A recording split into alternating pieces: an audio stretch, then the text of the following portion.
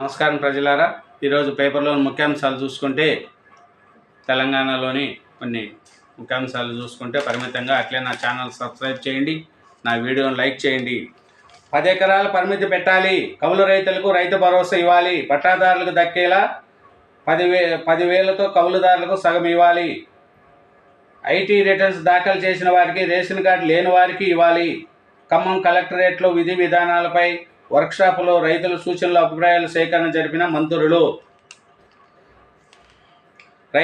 రైతు భరోసా 10 ఎకరాలకే పరిమితం చేయాలి, ఆదాయ పన్ను చెల్లించే వారికి ఇవ్వకపోతే మంచిది, కృష్ణా జలాల్లో మనకే ఎక్కువ వాటా ఇవ్వాలి, పార్టీ మారిన ఎమ్మెల్సీల వ్యవహారంపై గత రికార్డులు కోర్టుల తీర్పులకు అనుగుణంగా నిర్ణయము. మండలి చైర్మన్.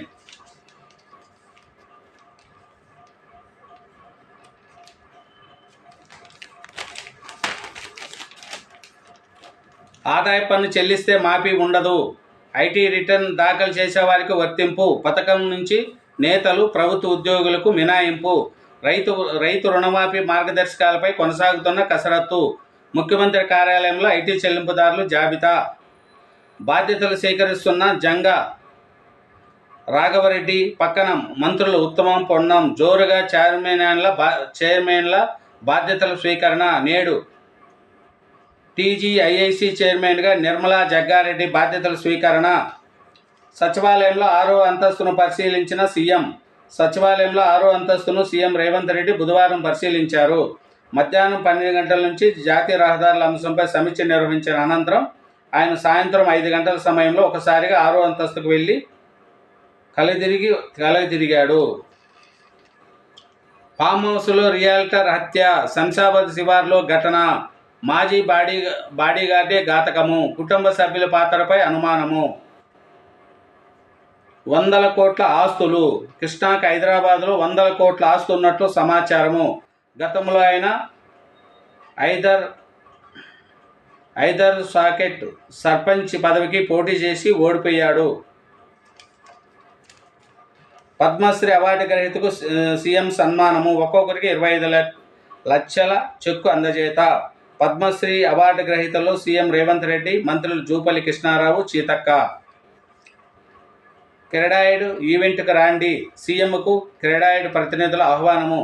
రేవంత్తో అంతర్జాతీయ స్పిరిట్ అసోసియేషన్ ప్రతినిధుల భేటీ.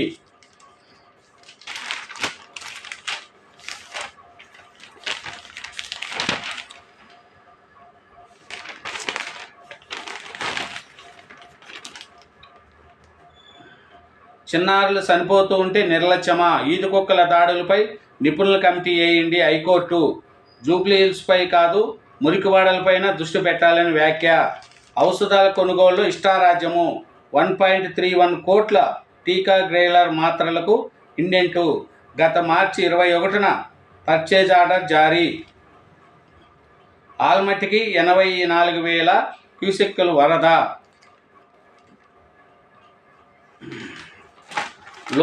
లోక్సభ ఎన్నికల్లో సీట్లు ఎందుకు తగ్గాయి?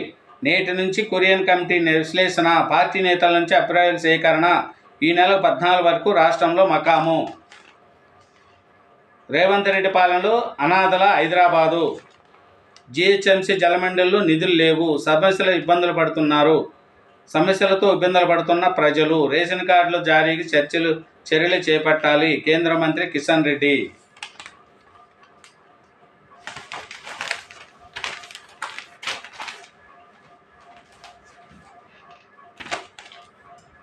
వైభవంగా ఎల్లమ్మ రథోత్సవము.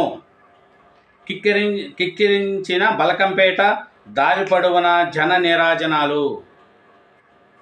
బలకంపేట ఎల్లమ్మ తల్లి కళ్యాణ ఘట్టంతో చివరి అలంకమైన రథోత్సవం అంగరంగ వైభవంగా బుధవారం సాయంత్రం జరిగింది. సర్వాంగ సుందరంగా తీర్చిదిద్దిన రథంపై అమ్మవారి ఉత్సవ విగ్రహాన్ని ఉంచారు. మంత్రి పొన్నం ప్రభాకర్ ప్రత్యేక పూజ నిర్వహించి గుమ్మడికాయలతో ఆరతిచ్చి రథోత్సవాన్ని ప్రారంభించాడు. ఈ రథయాత్ర పురవీధుల గుండా సాగింది. అమ్మవారి భక్తులు దర్శనమిచ్చారు. కార్యక్రమంలో స్థానిక కార్పొరేటర్ కేతినేని సరళతో పాటు ఆలయ చైర్మన్ సాయిబాబా, ఉత్సవ కమిటీ సభ్యులు శ్రీనివాసరెడ్డి, అజయ్ సుక్కబాబు, పోతరాజు, భాస్కర్, మిర్యాల నవీన్ కుమార్, మహేష్ కుమార్, కాంగ్రెస్ పార్టీ డివిజన్ అధ్యక్షులు శ్రీనివాసరావు, బీజేపీ డివిజన్ అధ్యక్షులు నక్కా శ్రీనివాస్ గౌడ్, మాజీ ధర్మకర్తలు పాల్గొన్నారు. రాచకొండ కమిషనర్గా సుధీర్ బాబు, ఒకే కమిషనరేట్కు రెండోసారి కమిషనర్గా రికార్డు, 4 ఐఏఎస్ల బదిలీ. 10,000 కాదు 10 లక్షల లీటర్లు భూగర్భ పంపుల నిర్మాణంపై పురపాలక శాఖ ముఖ్య కార్యదర్శి దానకిషోర్. 140 ప్రాంతాలలో నిర్మాణానికి నిర్ణయము. రోడ్లపై వర్షపు నీరు నిలవకుండా చర్యలు. మొదటి దశలో 11 ప్రాంతాల్లో 20 కోట్లతో పనులు. ఈసారి మునకైనా శివారు ప్రాంతాల్లో నిలిచిన నాలా పనులు. 2 ఏళ్లుగా సాగుతున్న వైనము. నిధులేమి ప్రధాన కారణము. 39% వాటా చెల్లించలేని దైన్యము. అంతంత మాత్రమే ఆదాయ కారణము. జీహెచ్ఎంసీ పరిధిలోనూ అసంపూర్తి పనులు.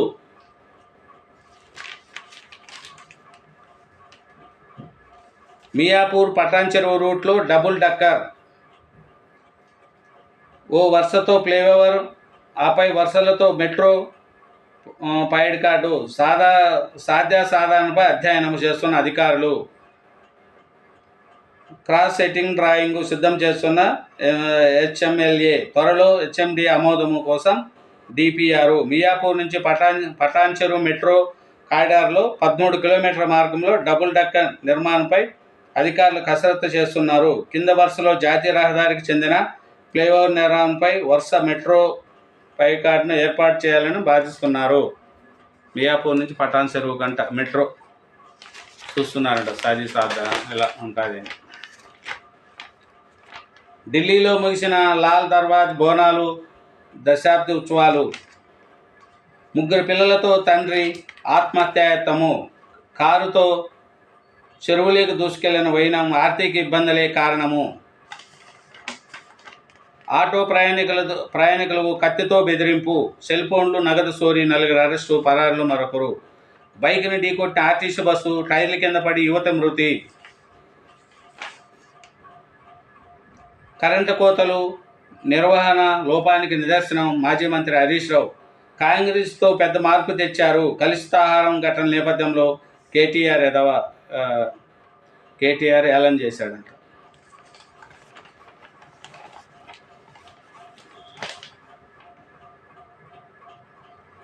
బోనాలు మొహరం ఊరేగింపు కోసం కర్ణాటక వేణుగుని తెప్పించారంట.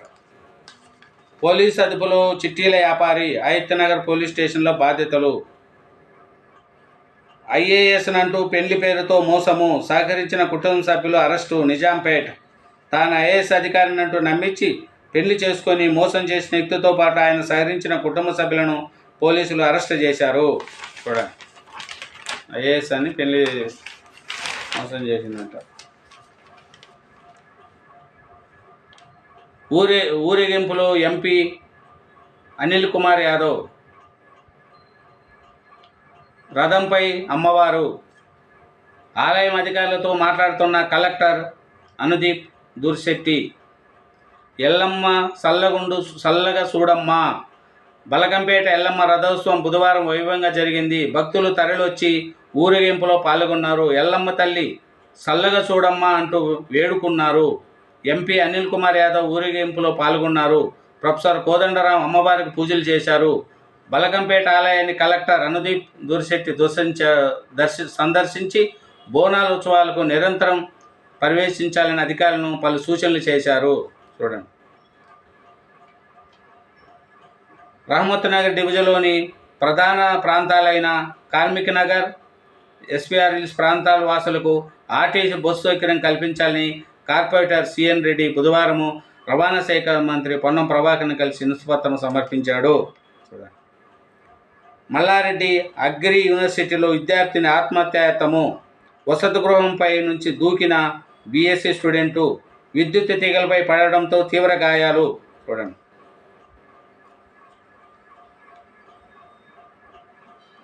12 లక్షలు విలువ చేసే వాచ్లు నగదుతో షోరూమ్ ఉద్యోగి పరారి. లక్షల రూపాయలు విలువ చేసే వాచ్లతో పాటు నగదుతో ఉడాయించిన షోరూమ్ ఉద్యోగిపై పోలీసులు కేసు నమోదు చేశారు. జూబ్లీ హిల్స్ రోడ్ నెంబర్ 38లో కమల్ వాచ్ షోరూంలో జరిగిందంట దొంగతనం. అనారోగ్యంతో గృహిణి ఆత్మహత్య చేసుకునింది. అనంతపురానికి చెందిన మహబూబాషా సబానా దంపతులు. వీరికి 2 పిల్లలు ఉన్నారు. పిల్లలతో హాస్టల్లో ఉండి చదువుకుంటూ ఉండగా భార్య భర్తలు పిల్లినగర్లోని స్వామి వివేకానంద నగర్లో 4 సంవత్సరాలుగా ఉంటున్నారు. గృహిణి హెల్త్ ప్రాబ్లం అని చనిపోయిందంట. థ్యాంక్ యూ వెరీ మచ్ అండి. నా ఛానల్ సబ్స్క్రైబ్ చేయండి, నా వీడియోని లైక్ చేయండి. Thank you.